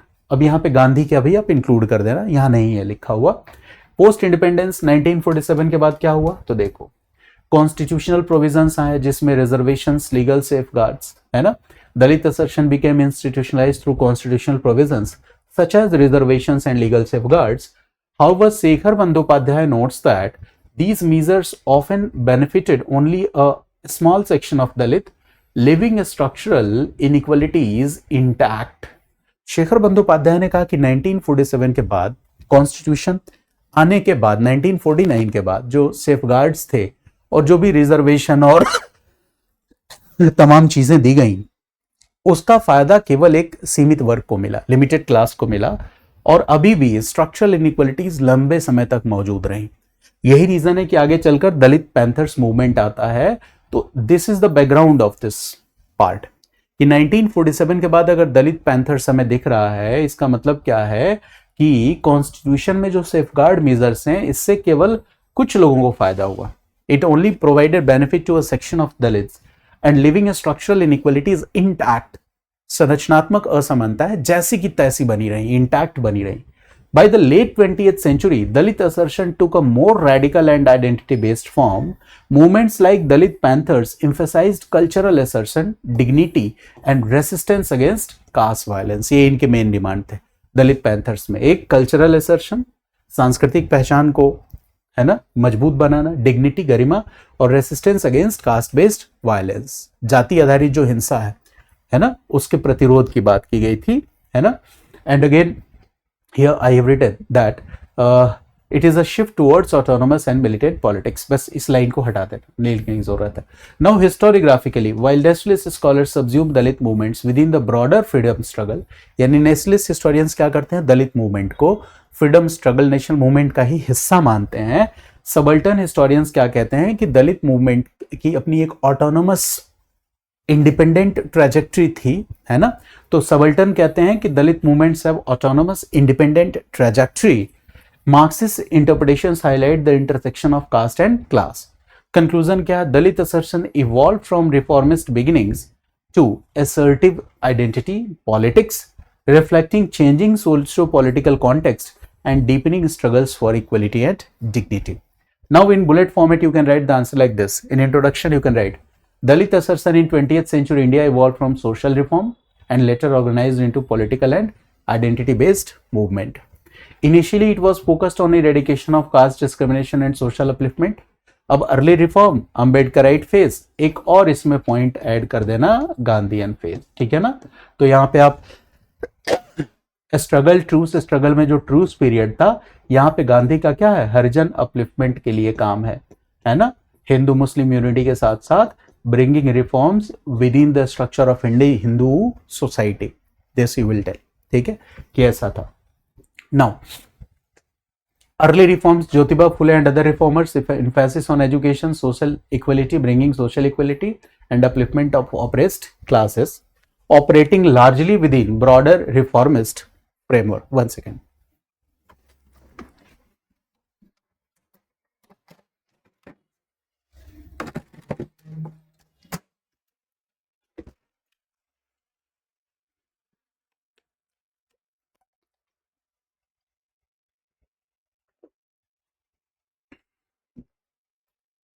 Got it? Now Ambedkarite phase leadership of B.R. Ambedkar marked a turning point. अब reform से political assertion जो organised है, radical है, political movement के रूप में है, ये कौन लेके आता है, Ambedkar. Now radical you will demand में लिख दोगे, separate electorate, legal safeguard, constitutional safeguard, social equality, radical critique of caste and Hindu social order. Poona pact highlighted both gains and limitations. Poona pact का मैंने सिर्फ रेफरेंस देना है आपको, क्योंकि पूना पैक्ट आप जानते हैं, मैं हाँ नहीं रहा हूँ उस टॉपिक पे, आगे क्वेश्चन है पूना पैक्ट से रिलेटेड, तो वहां पे हम डिस्कस करेंगे. गांधी के बारे में आपने बता ही दिया. Then post independence phase, institutionalisation through reservation और कॉन्स्टिट्यूशनल सेफगार्ड, ये मिला दलित्स को.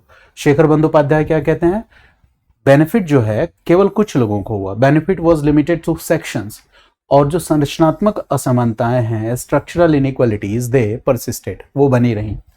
Radical and identity based assertion late 19th century में, rise of movements like Dalit Panthers. अब यहाँ पे क्या है, dignity, cultural assertion, resistance to caste violences.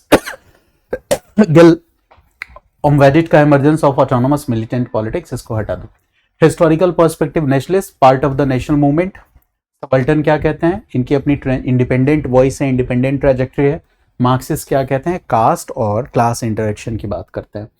Now conclusion क्या है, दलित assertion evolve from reformism to assertive identity politics. It reflects changing socio-political context and deepening struggle for equality and dignity. So this is the answer. I hope you have got my point. Now, the last question, question number 4C. ये 10 marker question है, तो you will have to write here 150 words.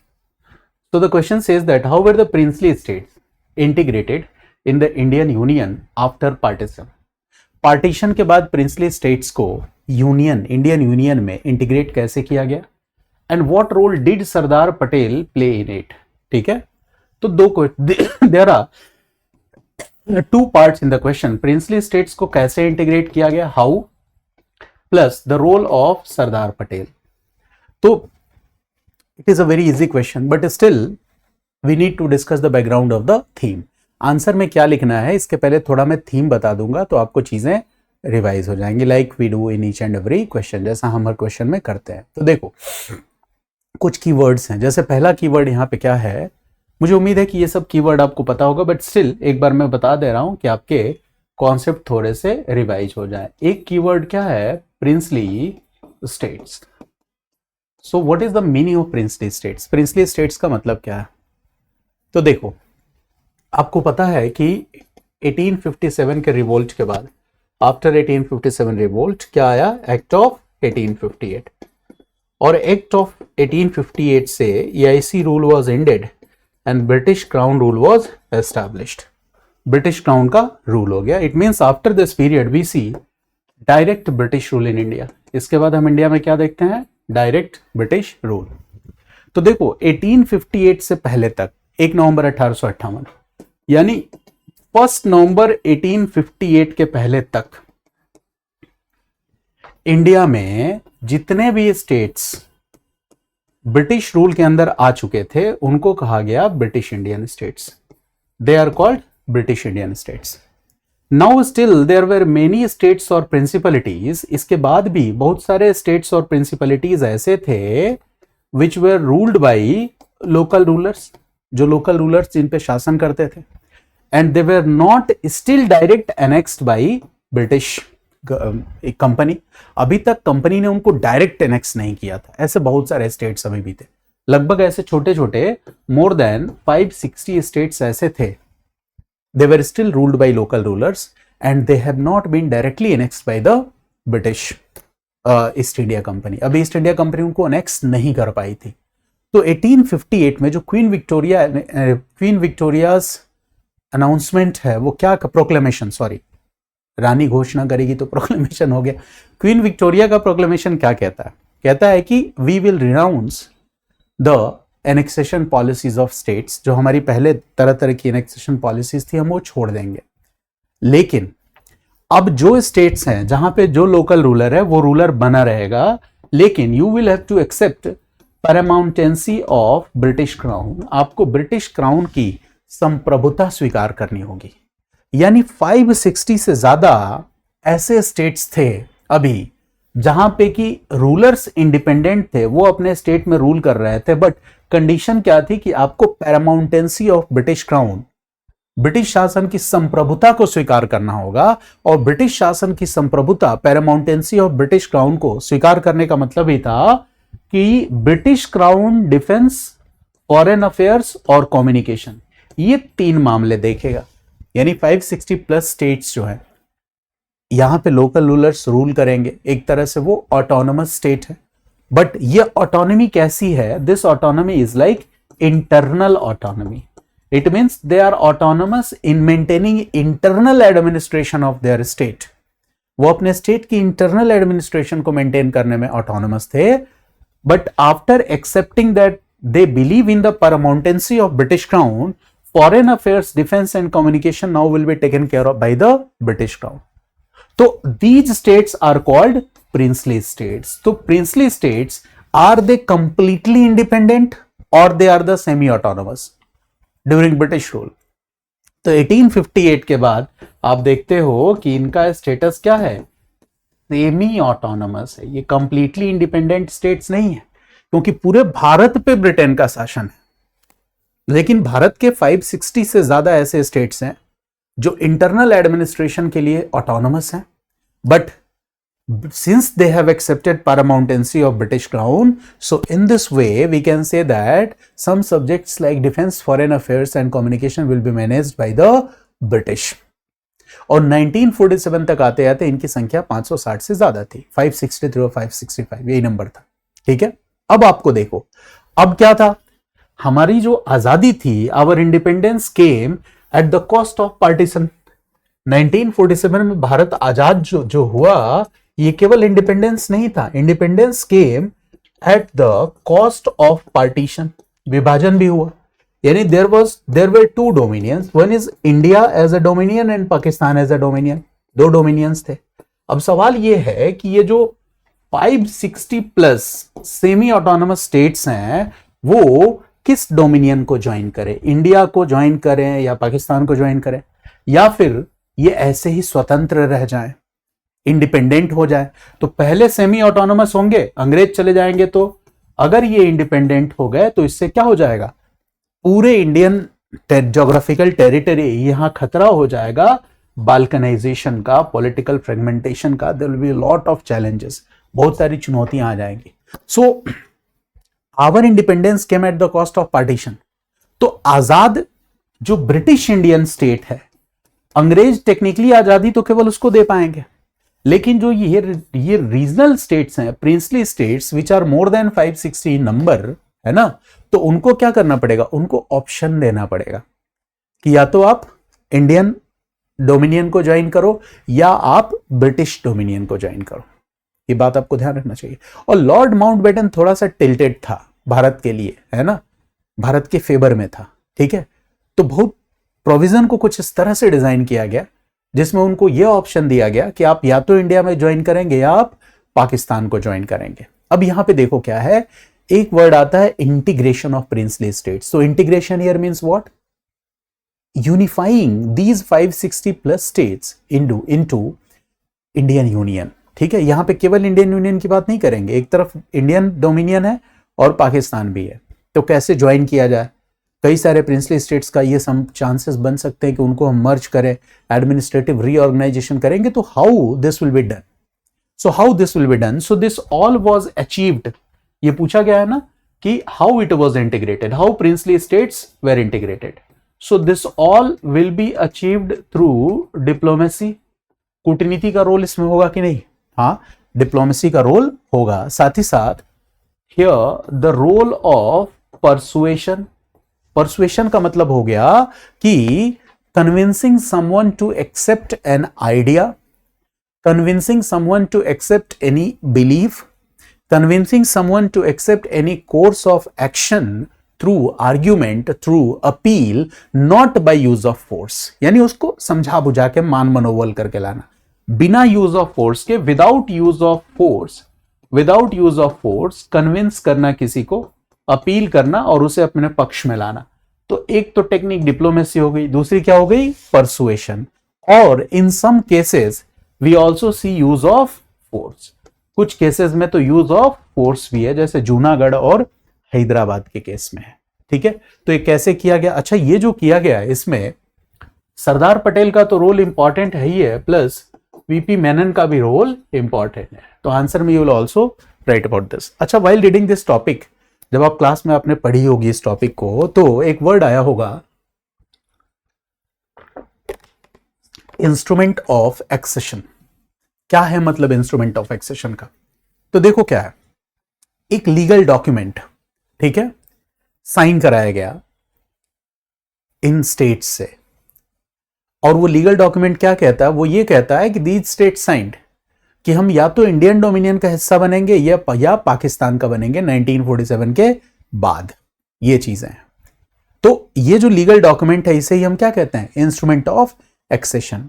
अगर इस पे sign कर दिया किसी princely state ने, तो साइन करने का मतलब यह है कि अगर वो इंडियन डोमिनियन या पाकिस्तान डोमिनियन जिसका भी हिस्सा बनेगा, तो सबसे पहले तो डिफेंस, एक्सटर्नल अफेयर्स और कम्युनिकेशन ये चला जाएगा उसके पास. जैसे अगर आप इंडिया का हिस्सा बनते हो, तो जैसे 1858 के बाद चीजें थी कि डिफेंस, फॉरेन अफेयर्स और कम्युनिकेशन, अगर आप इंडिया का हिस्सा बनोगे तो अगर आपने इंस्ट्रूमेंट ऑफ एक्सेशन पे साइन किया इस लीगल डॉक्यूमेंट पे, तो डिफेंस, फॉरेन अफेयर्स और कम्युनिकेशन इंडिया के पास चला आएगा. अगर आपने इंस्ट्रूमेंट ऑफ एक्सेशन पे साइन किया, पाकिस्तान डोमिनियन का हिस्सा बने, तो डिफेंस, फॉरेन अफेयर्स और कम्युनिकेशन किसके पास चला जाएगा, पाकिस्तान पे चला जाएगा, पाकिस्तान के पास चला जाएगा. तो ये चीज है. इसका मतलब यह है कि आपकी जो सोवरेनिटी है वो लिमिटेड हो जाएगी. Once you will sign instrument of accession, your sovereignty will be limited.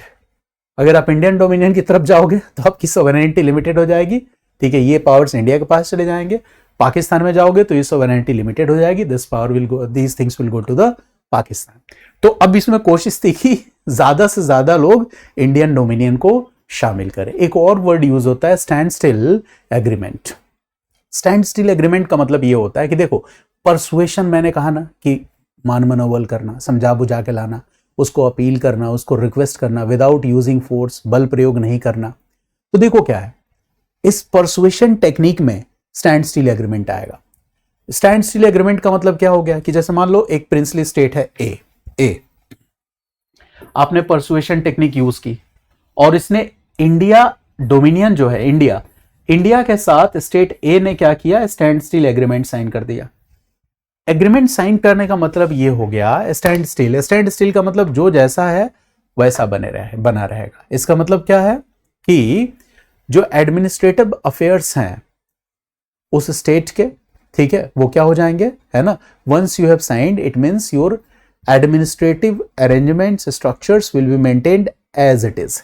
जब तक कोई फाइनल डिसीजन नहीं आएगा तब तक आपके यहां जो जैसे चल रहा है वैसे चलता रहेगा। That is why it is called stand still agreement. यानी कि एडमिनिस्ट्रेटिव मैटर्स में अगर आपने इंडियन डोमिनियन के साथ स्टैंड स्टिल एग्रीमेंट साइन किया तो आपका स्टेटस क्यो बना रहेगा जब तक कोई फाइनल डिसीजन नहीं आता। अगर आपने वो stand still agreement Pakistan dominion के साथ साइन किया, इसका मतलब आपका जो एडमिनिस्ट्रेटिव मैटर्स में स्टेटस क्यो है वो बना रहेगा जब तक कोई फाइनल डिसीजन नहीं आ जाता। ये चीजें हैं। बैकग्राउंड में कुछ और चीजें अपनी क्लासेस में आपने पढ़ा होगा कि this integration was a very important topic. इसको this is also called bloodless revolution, ये वर्ड भी इसके लिए यूज किया जाता है।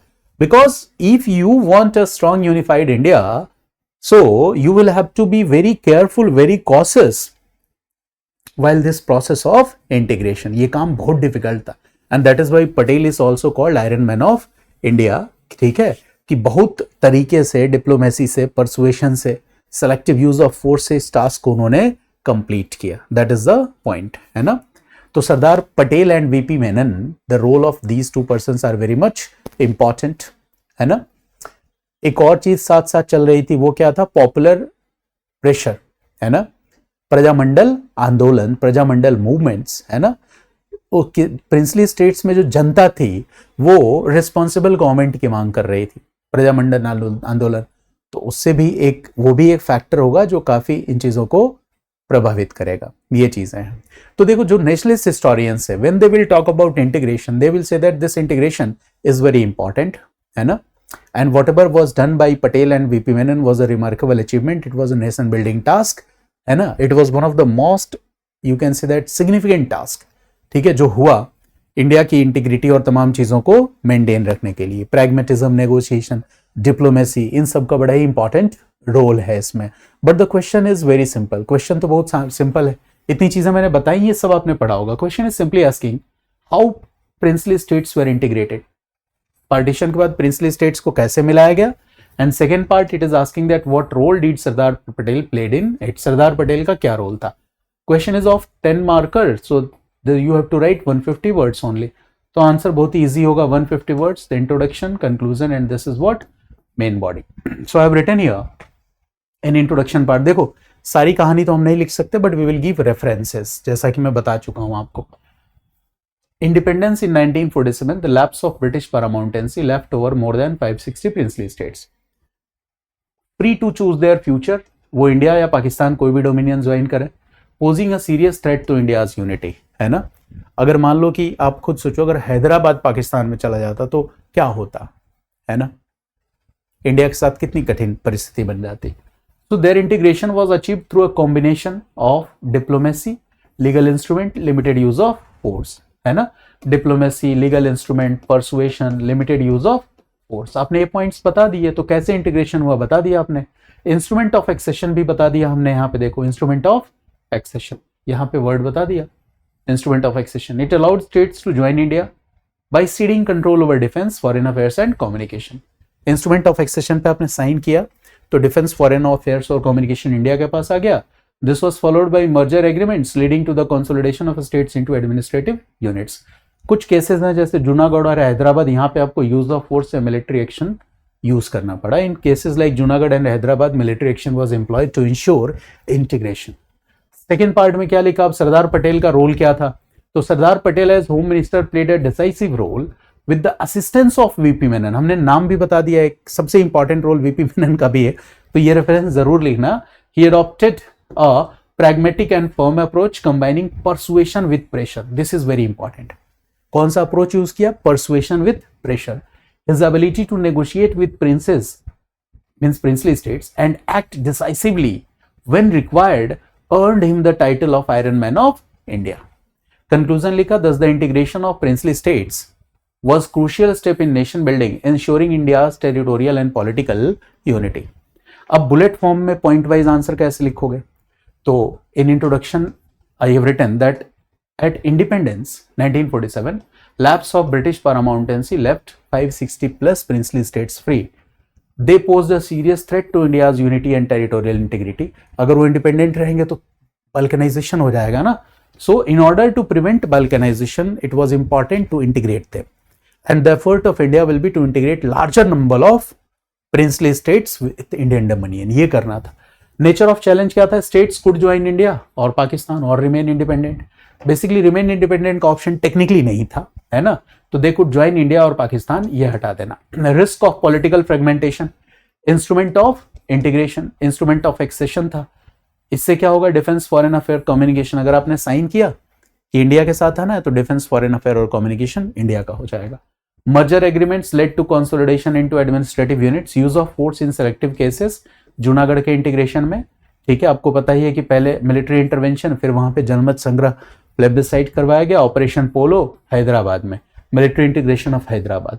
रोल ऑफ लीडरशिप में two important names, Patel and Menon. Patel integration process को लीड इन्होंने किया and Menon was the key strategist. Approach क्या था? Diplomacy plus persuasion, firmness, diplomacy, firmness, persuasion, use of force. यही है diplomacy, persuasion, use of force, ये है. और इस स्ट्रेटजी को सक्सेसफुली यूज किया and that is why he earned the title of Iron Man of India. Conclusion में written integration ensured political unity and stability and it was crucial step in India's nation building process. तो ये answer complete हो गया. 4C is completed, right? तो for the year 2021, now today in after finishing part D, we have completed the entire paper. देखो question 1 कर लिया part A of the video में, question 2 कर लिया part B of the video में, question 3 कर लिया part C of the video में, and question D we have completed today. So here 2021 PYQ section A modern Indian history complete today. Now in next video we will discuss modern Indian history paper, that is section A of paper 2 for the year 2022. तो एक काम और करना है आपको. When you are watching the videos, एक तो PDF paper रखना है आपको यूपीएससी का अपने पास, यूपीएससी की वेबसाइट से डाउनलोड करके. And the second important thing, try to write important keywords, important ideas. ठीक है, और आपके खुद के भी जो नोट्स होंगे ना, जो आपने क्लासेस में पढ़ा होगा, ऑप्शनल की क्लासेस में ये सारे टॉपिक पढ़ाए गए होंगे आपके ऑप्शनल की क्लास में, उन नोट्स को भी रिवाइज करो, है ना. तो इससे आपका थीम रिवाइज हो जाएगा. और इससे क्या होता है, यही रिविजन का सबसे बेस्ट तरीका होता है ऑप्शनल रिवाइज करने का. This is the best way to revise your optional paper. कि एक बार हमने क्या किया, चैप्टर वाइज पढ़ लिया. अब चैप्टर वाइज में तो हम सब कुछ क्या करते हैं, एक हॉरिजॉन्टल वे में स्टडी करते हैं. बट जब हम इस तरह से पढ़ते हैं तो अचानक कभी देखो कोई टॉपिक आ रहा है जो किससे जुड़ा हुआ है, स्टेट इंटीग्रेशन से, कोई टॉपिक दलित असरसन से जुड़ा हुआ है. ठीक है, तो यहाँ पे अलग अलग टॉपिक्स जो हैं अलग अलग थीम से जुड़े हुए हैं. तो उसका फायदा ये हो रहा है कि हम रैंडम किसी भी एक थीम को उठा के और ये भी चेक कर लेते हैं कि कितना हमें याद है जो हमने क्लास में पढ़ा है, और अगर याद नहीं है तो उसको रिवाइज करने की जरूरत है. इस बात से भी हम फेमिलियर हो जाएंगे. तो I hope that you have got the idea, है ना. अब 2021 के पेपर पे आपका कमांड होगा, बट ये भी अभी कंप्लीट चीजें नहीं. जब मैं रिवीजन फेज में आऊंगा तो मैं आपको बताऊंगा कि हर क्वेश्चन के लिए स्केच और डायग्राम का यूज कैसे करना है, और वहां पे सिर्फ और सिर्फ आंसर मैं स्केच और डायग्राम की हेल्प से लिखूंगा, और वह स्केच और डायग्राम मैं बोर्ड पे खुद ही ड्रॉ करूंगा. For each and every question I will create different sketches and diagrams, है ना. तो वहां पे your theme will be revised also, and when you will watch those videos gradually you will be an expert in making sketches and diagrams for your answer.